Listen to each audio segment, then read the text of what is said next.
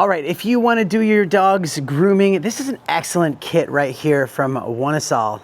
So here is the groomer right here, and you can get a fine cut if you're trimming around certain areas, just right there. So you press the button to turn it on.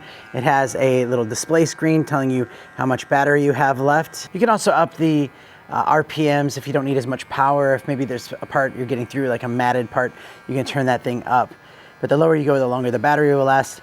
And you have different attachments, so like this one right here, but there's also bigger attachments. So you have a 6mm, 9mm, and 12mm. So if you don't want to cut it too much, or maybe you want to cut more, that's kind of how you gauge that. But the heads are also swappable, and you actually have a more narrow clipper right here, and also a safety guard that you can use with that.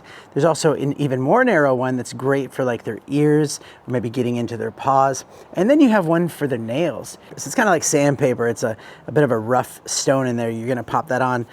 So we could take this off by twisting, and we'll put this one on. I like how there's little circles that line up. It's like a grinder right there. So you can put the nail in there and it's gonna just make it nice and smooth. It does charge with USB-C, which is a bonus, and it does come with a cable for that. It also does come with lubricant, so you can keep this thing nice and clean and working great. But one thing I want to add to this is how quiet it is. So a lot of other shears you might have would be, you know, a little bit scary for a dog because it's a very loud noise. So I have the microphone right here on my chest, but listen how loud this is. It's not loud at all, like even over my voice, just right there. It's probably one of the quietest shears I've ever heard. And it's quality made, easy, and it feels great in your hands. And I highly recommend it. And thanks for watching.